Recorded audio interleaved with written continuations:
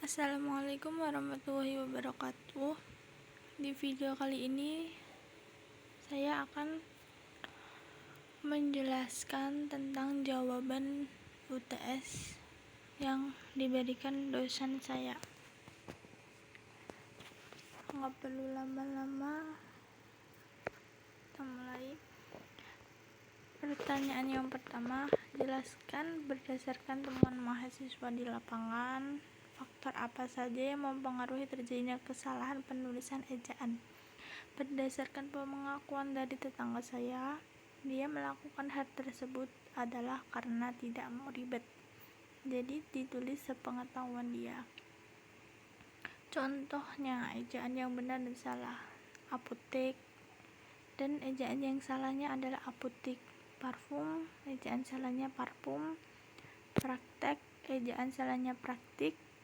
Jual, ejaan salahnya jual. Fotokopi, ejaan salahnya fotokopi. Yang kedua, langkah membedakan kutipan langsung dan tidak langsung dalam proses pengutipan. Kutipan langsung biasanya digunakan oleh penulis di awal kalimat dan disertakan tahun beserta halamannya. Sedangkan kutipan tidak langsung, nama penulis selalu diletakkan di akhir kalimat dan juga menyertakan nama penulis beserta tahun terbitnya sumber tersebut. Contoh kutipan langsung. Menurut Pati 5, mahasiswa dianjurkan sejak awal untuk menentukan metode seperti penelitian apa yang akan digunakan pada penelitian skripsi, tesis, dan disertasi. Nah, tanda bahwa contoh ini adalah kutipan langsung adalah penulis ditulis di awal kalimat, yaitu Pati 5. Terus, contoh kutipan tidak langsung adalah jika mahasiswa lebih menyenangi statistik, maka metode kuantitatif bisa dipilih dan digunakan untuk bahan penelitiannya. Sebaliknya, jika mahasiswa lebih senang menganalisa suatu peristiwa, maka metode kualitatif bisa dipilih dan digunakan dalam penelitian yang akan dilakukan. Jadi, agar bisa tahu bahwa ini adalah kutipan tidak langsung adalah penulisnya ditaruh di bagian akhir, yaitu Hamid Pati 5. Yang ketiga, perbedaan biografi dan bibliografi. Biografi adalah riwayat hidup seseorang yang ditulis oleh orang lain.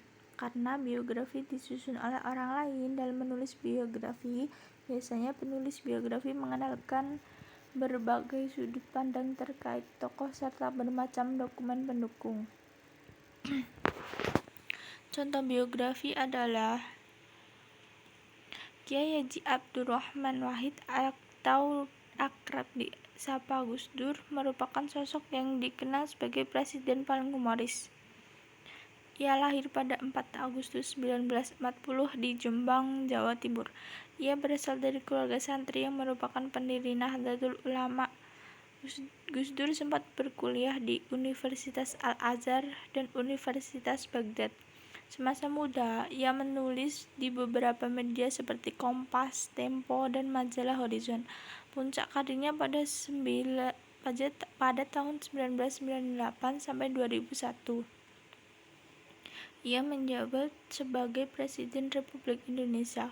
Ia dikenal sebagai presiden yang cerdas, menjunjung tinggi hak asasi manusia dan keberagaman.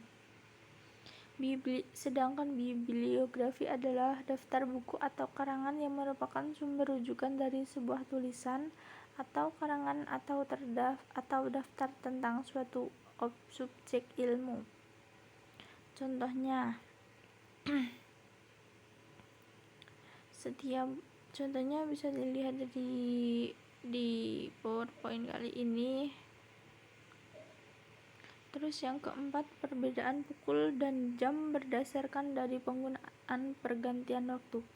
Kata jam menunjukkan masa atau jangka waktu yang sering juga kita disebut sebagai durasi. Contoh penggunaan kalimat kata jam. Setiap hari Minggu saya berolahraga selama 1 jam dengan bersepeda di taman.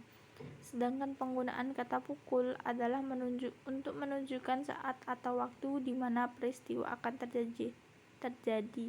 Contoh, jam belajar di sekolah akan dimulai pukul 7.00.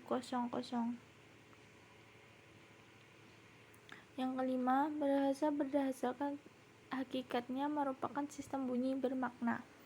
Jelaskan pernyataan tersebut dan apa kaitannya antara sistem bunyi bermakna dengan pengguna bahasa.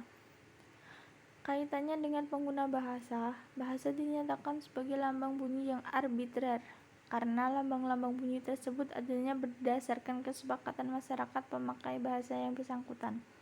Masyarakat pemakai bahasa yang memiliki kewenangan dalam menentukan lambang bunyi bahasa. Contohnya, masyarakat yang memakai bahasa Jawa memiliki lambang bunyi bahasa berbeda dengan masyarakat pemakai bahasa Arab, Cina, Latin, dan Sanskerta. Begitu juga dengan masyarakat lain juga memiliki lambang bunyi bahasa sendiri-sendiri. Nomor 6. Penyebab terjadinya kesalahan penulisan koma. Bisa saja karena kurang teliti dan kurang terbiasa menulis dengan koma. Contoh, aku hanya membawa buku, tas, dan pensil. Ini adalah contoh penulisan menggunakan koma.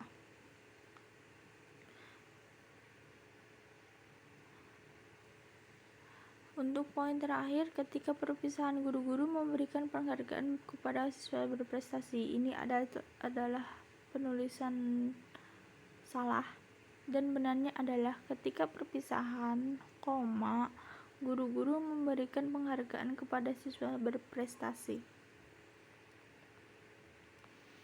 Nomor 7, ada perbedaan tanda titik 2 dan titik koma. Tanda titik 2 dipakai pada akhir suatu pernyataan lengkap yang diikuti pemerincian atau penjelasan. Misalnya, mereka memerlukan perabotan rumah tangga seperti kursi, meja, dan lemari. Hanya ada 2 pilihan bagi para pejuang kemerdekaan, yaitu hidup atau mati.